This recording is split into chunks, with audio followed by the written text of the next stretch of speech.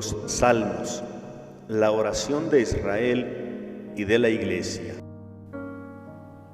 Que la palabra de Cristo habite en ustedes con toda su riqueza, para que con toda sabiduría se enseñen y aconsejen unos a otros, y con un corazón agradecido canten a Dios salmos, himnos y cánticos inspirados.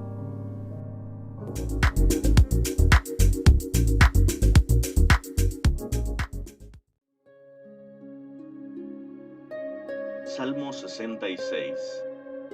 Aclame a Dios toda la tierra, canten la gloria de su nombre, tribútenle una alabanza gloriosa, digan a Dios qué admirables son tus obras.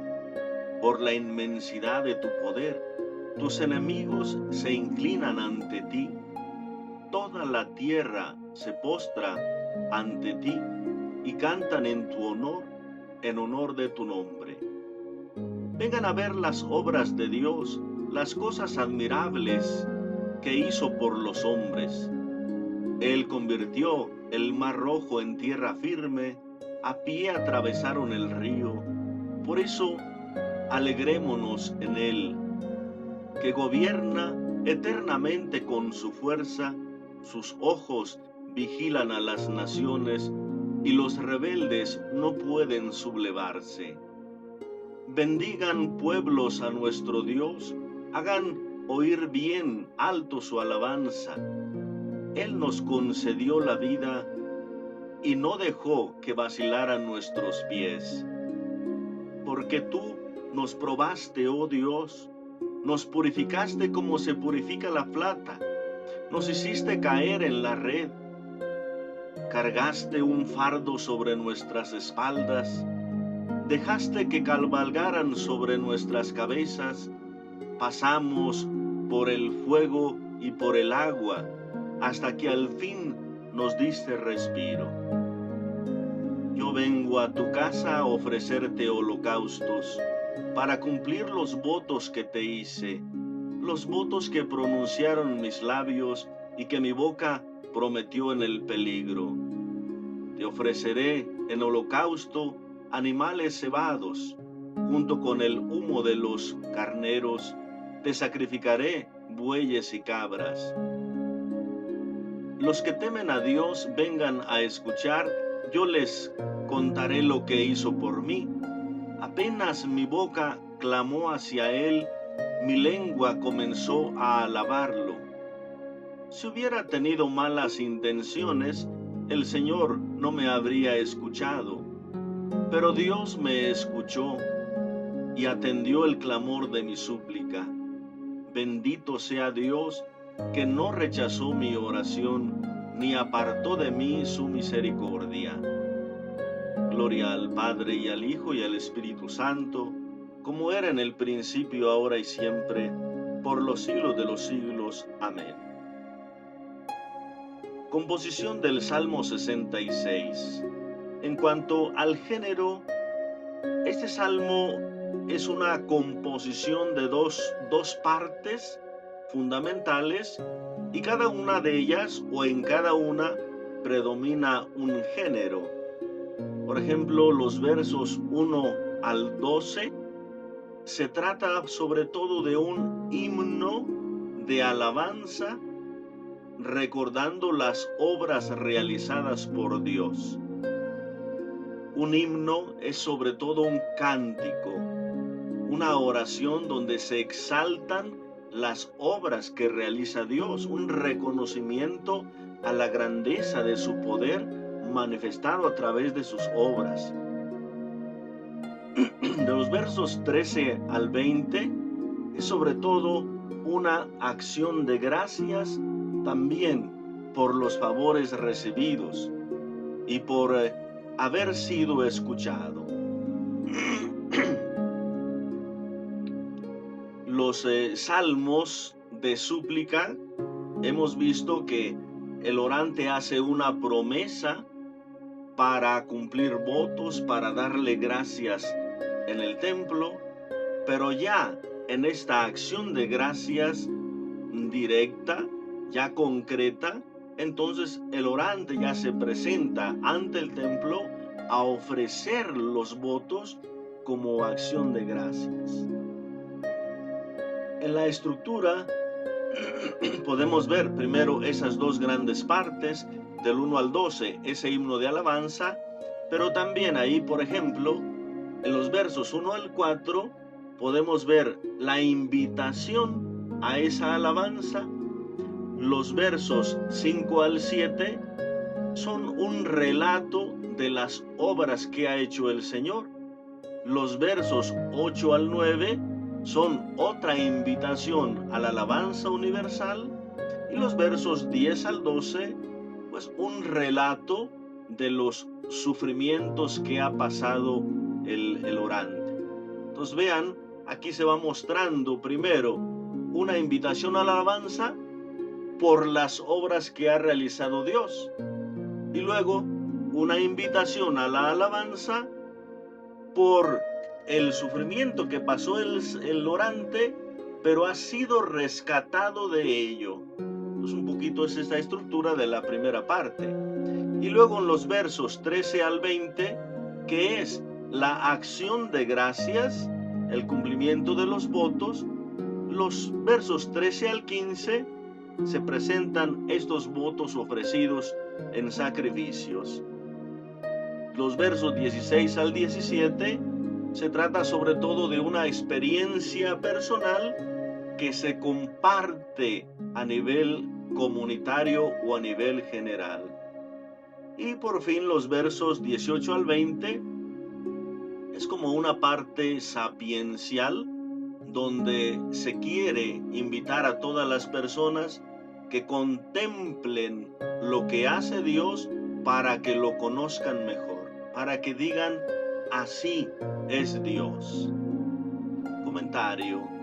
Versos 1 al 4. Esa invitación a la alabanza. Vean, aclame a Dios toda la tierra. Es decir, es una invitación a aclamar. Aclamar es gritar, alabar, expresar en voz alta esa alabanza. Y normalmente también esa alabanza es una invitación universal. Toda la tierra. Canten la gloria de su nombre, tribútenle una alabanza gloriosa. Vean, otra vez canten. Hablar de Dios también es hablar de su nombre. Su nombre es lo que Él hace, cómo se manifiesta, el poder que va manifestando en sus obras. Por eso Dios, su nombre, tribútenle una alabanza gloriosa, es decir, cantos de gloria, donde se glorifica, donde se exalta esa grandeza de Dios. Díganle a Dios, qué admirables son tus obras por la inmensidad de tu poder. Vean qué admirables tus obras. Otras palabras para hablar de este reconocimiento, de esta alabanza. Nosotros, cuando hablamos, por ejemplo, de alabar a una persona, pues hablamos en sentido de piropos, de decirle palabras bonitas, de decirle aquello que nos admira de esa persona. Así cuando alabamos a Dios, podemos admirar sus obras, admirar su grandeza, su nombre, su misericordia, su cercanía, todo lo que Dios es para nosotros y expresárselo de esa manera. Tus enemigos se inclinan ante ti. Toda la tierra se postra ante ti y canta en tu honor, en honor de tu nombre. Vean, aquí es también ese reconocimiento que ante el poder de Dios no hay quien le haga competencia. Todos se inclinan. Aquí podemos ver varios pasajes también donde esta alabanza o invitación a alabanza es muy común en los salmos. Por ejemplo, el Salmo 47:2, pueblos todos batan palmas. Aclamen a Dios con gritos de júbilo. El Salmo 81:2. Griten de gozo a Dios nuestra fuerza. Aclamen al Dios de Jacob.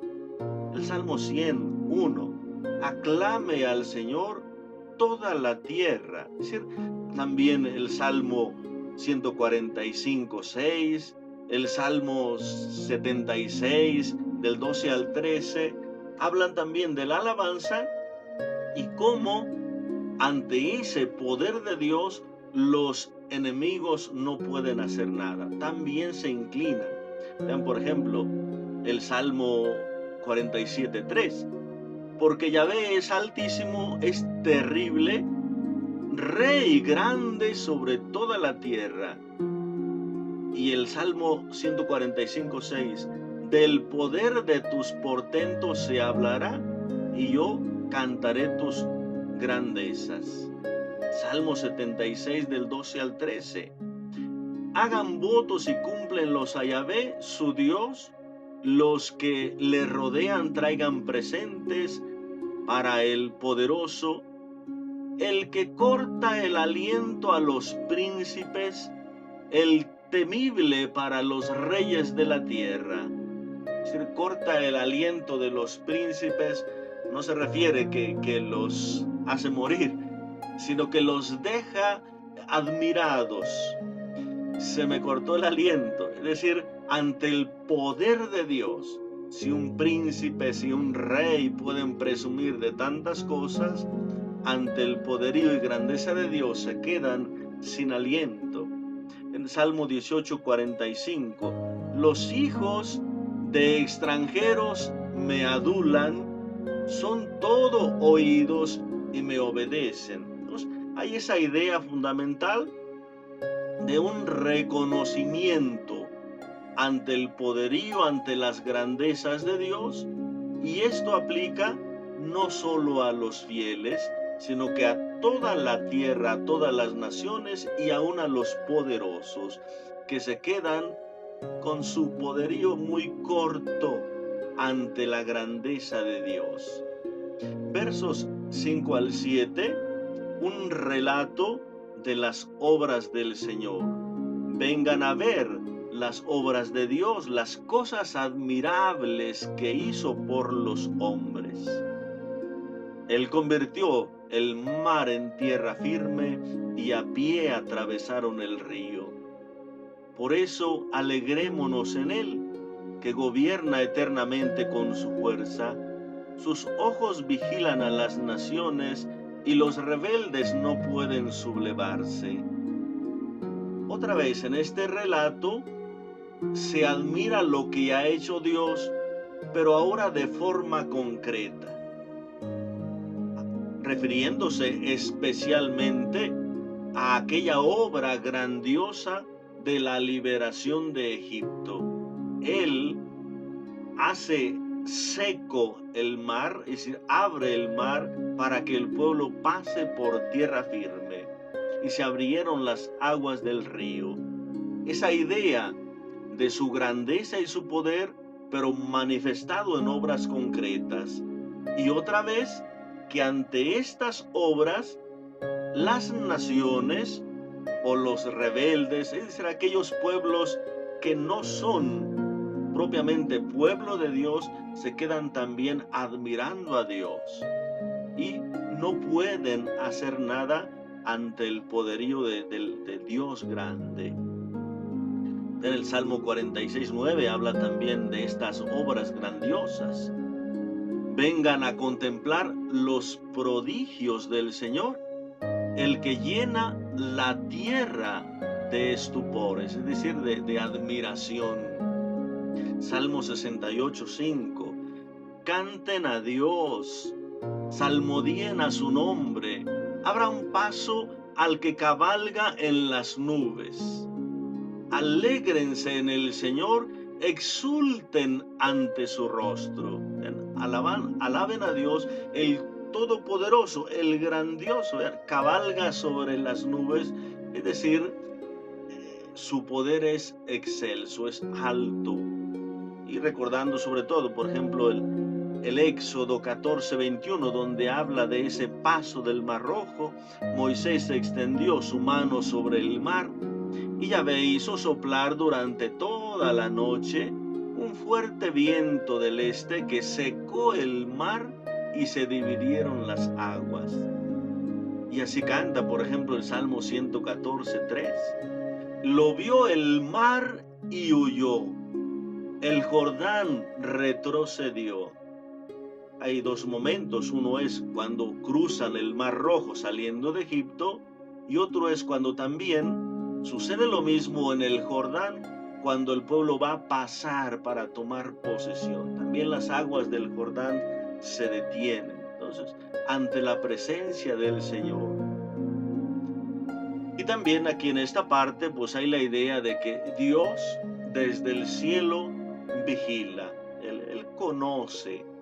Ese vigilar de Dios, primeramente se refiere a la parte de su justicia, que Él conoce la intención de cada persona, Él conoce el corazón y por lo tanto puede valorar el peso que tiene cada persona. Por eso los reyes no pueden sublevarse. En Génesis 31:49, que el Señor nos vigile a los dos cuando nos alejemos el uno del otro. Es decir, que Dios tenga en cuenta y sepa distinguir las obras de cada quien. Proverbios 15:3. En todo lugar, los ojos del Señor están observando a los malos y a los buenos. Los rebeldes no pueden sublevarse, dice aquí el Salmo. ¿Qué quiere decir? No deberían sublevarse. Ante esa grandeza del Señor, dice el Salmo, los rebeldes no pueden sublevarse. Pues no pueden, esto sería lo ideal. Pero como cada persona tiene esa libertad que Dios le ha concedido, le ha dado, cada persona puede decir sí o no.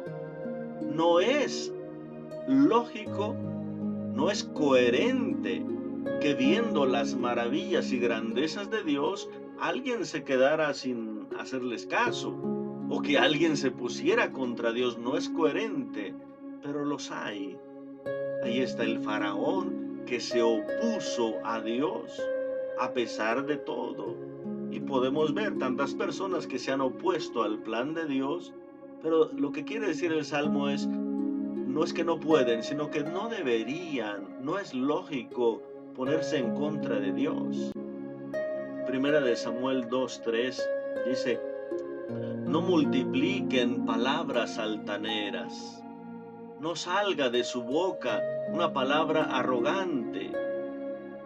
Dios de sabiduría es el Señor y Él es el que juzga las acciones.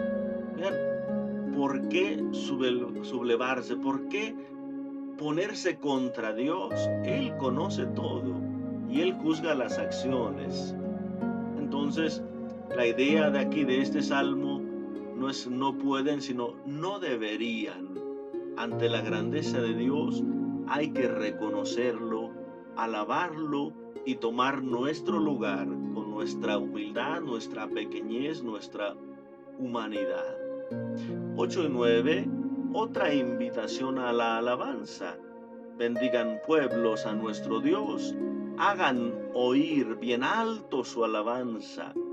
Él nos concedió la vida y no dejó que vacilaran nuestros pies. Es una invitación a la alabanza también, de nuevo, en voz alta, a aclamar, a gritar. Pero aquí se trata de una alabanza reconociendo que además de que ha hecho grandes obras, también las ha hecho en mi propia vida. Darle gracias por lo que Él ha hecho en mi vida. Él me concedió la vida.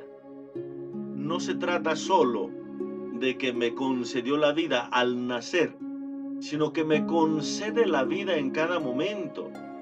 Y cuando paso por un peligro, Él me da otra oportunidad. Él me está conservando la vida constantemente, especialmente ante un peligro. No dejó que vacilaran nuestros pies.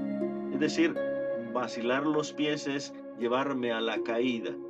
Y podría ser una caída que cause la muerte. Entonces, Él asegura mis pasos, por lo tanto, me sigue concediendo la vida. Es una invitación a esa alabanza porque Él, además de tantas obras, nos concede la vida. 10 al 12, otro relato de los sufrimientos del orante, pero que al fin ha alcanzado respiro.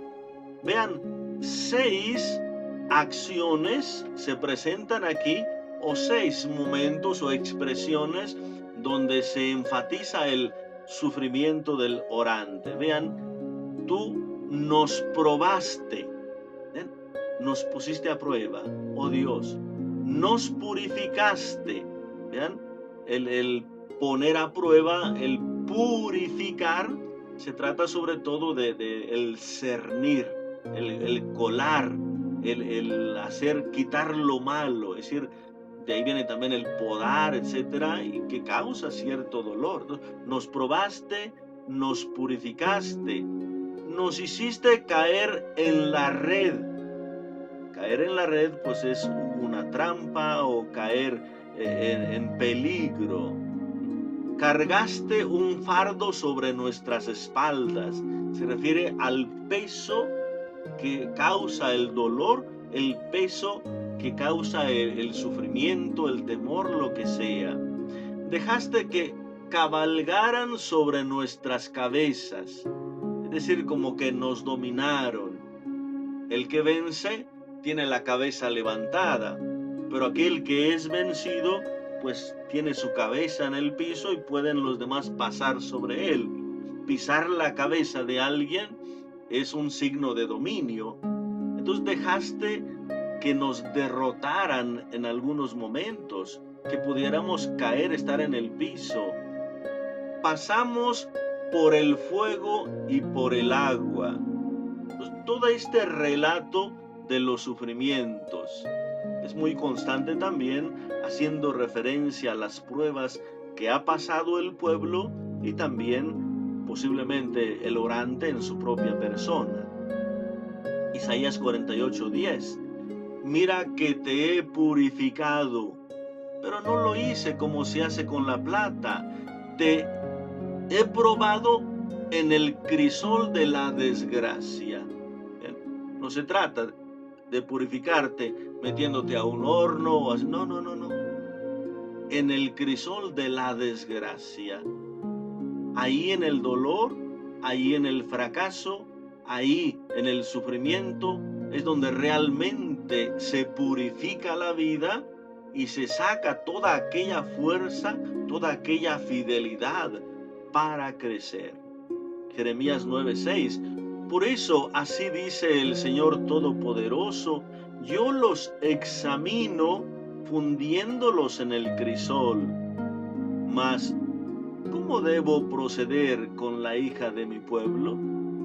Es decir, aquí quizás se expresa un poquito la idea de que ha habido una purificación y otra y no aprende. Y como decir, ¿ahora qué hago?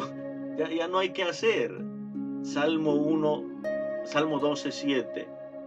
Las palabras del Señor son palabras sinceras, como plata refinada en un horno de tierra, purificada 7 veces.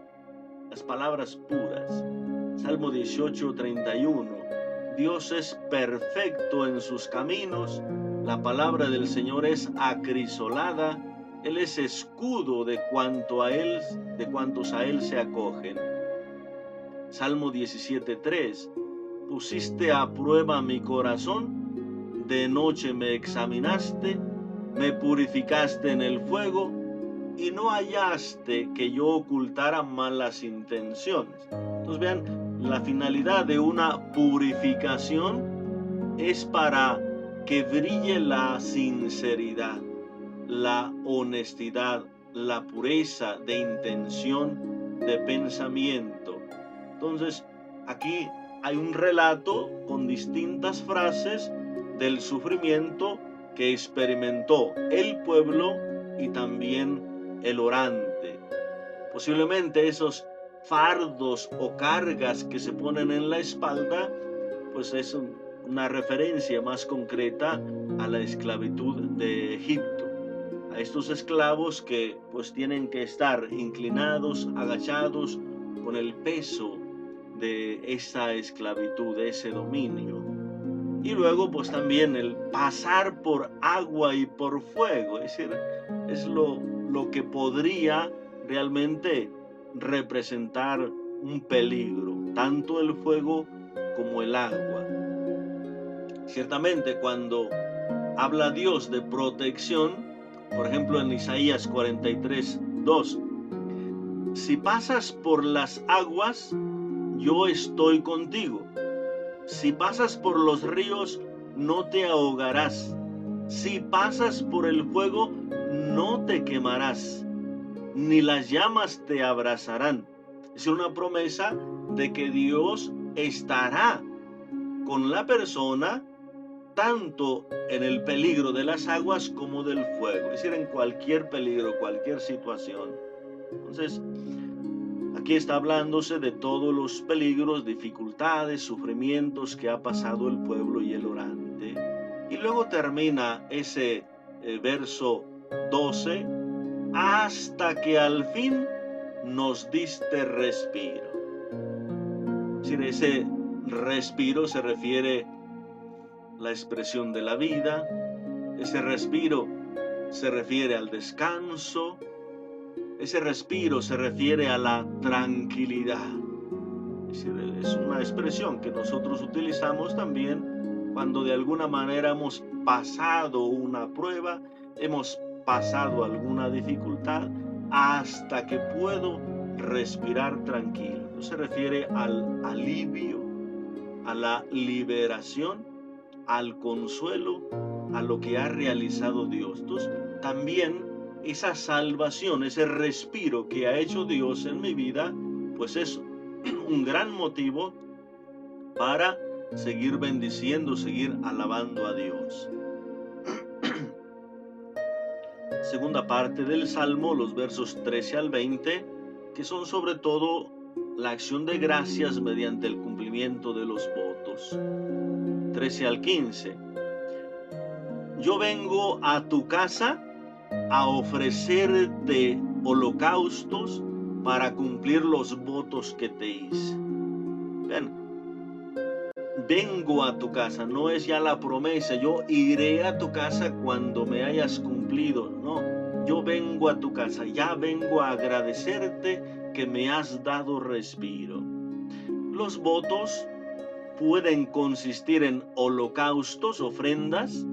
Por ejemplo, en Levítico 7:16 pueden ver ese tipo de votos de holocaustos, pero también puede tratarse de sacrificios. Por ejemplo, en Levítico 22, del 18 al 21. Pues, tanto ofrendas como sacrificios. Las ofrendas pueden ser de plantas, de harina, de otras cosas, y los sacrificios de animales. Entonces se puede ofrecer al Señor como un signo de un cumplimiento de una promesa, pero también como una expresión de la acción de gracias. Es muy común también en el Salterio, en los Salmos, esos votos que se hacen al Señor. Por ejemplo, el Salmo 22:26, Salmo 50:14, Salmo 56:12. Los votos que pronunciaron mis labios y que mi boca prometió en el peligro. Y el verso 15, te ofreceré en holocausto animales cebados junto con el humo de los carneros, te sacrificaré bueyes y cabras. Es decir, hay esta promesa que había hecho el orante cuando estaba en peligro y ahora viene a cumplirla como acción de gracias. Versos 16 y 17, esa experiencia personal que se comparte con los demás. Los que temen a Dios, vengan a escuchar. Yo les contaré lo que hizo por mí. Apenas mi boca proclamó hacia Él, mi lengua comenzó a alabarlo. Es decir, los que temen son aquellos que buscan a Dios, que lo honran, que es una invitación a aprender, a contemplar las obras de Dios y aprender a confiar en Él. Esta expresión es muy interesante del verso 17. Apenas mi boca clamó a Él y mi lengua comenzó a alabarlo.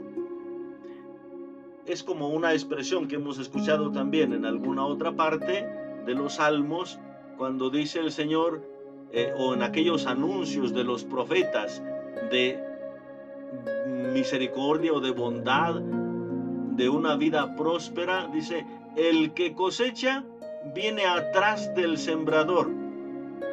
Es decir, hay un periodo, un proceso que se debe pasar, el sembrar y luego mucho tiempo para que se pueda cosechar.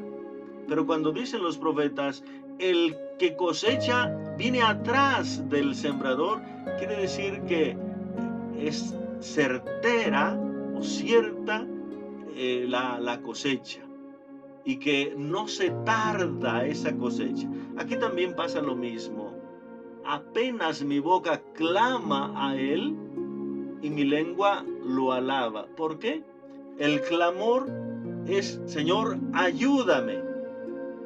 Y la alabanza es, gracias por tu ayuda.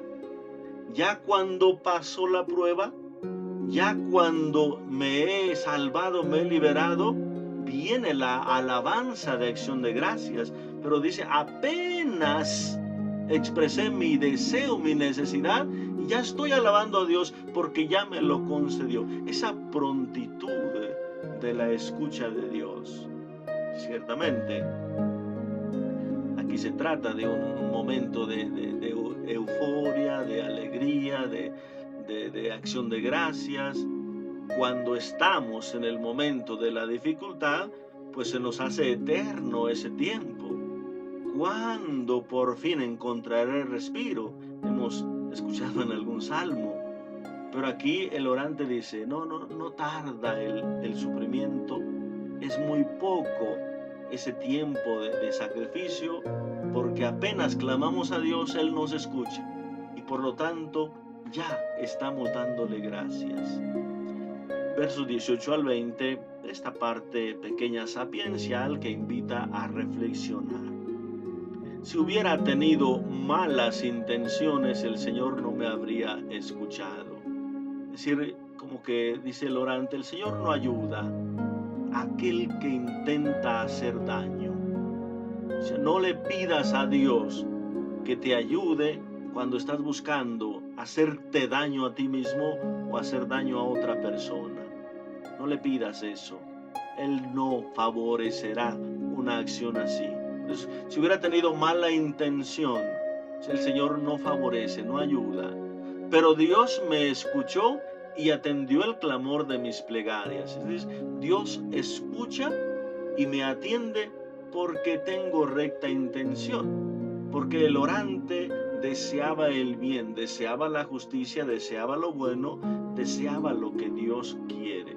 Pues de alguna manera es una parte reflexiva que ayuda a poder clarificar nuestras intenciones y sobre todo aquello que le pedimos a Dios. Hay personas realmente que piden cosas malas y le piden a Dios que les ayude.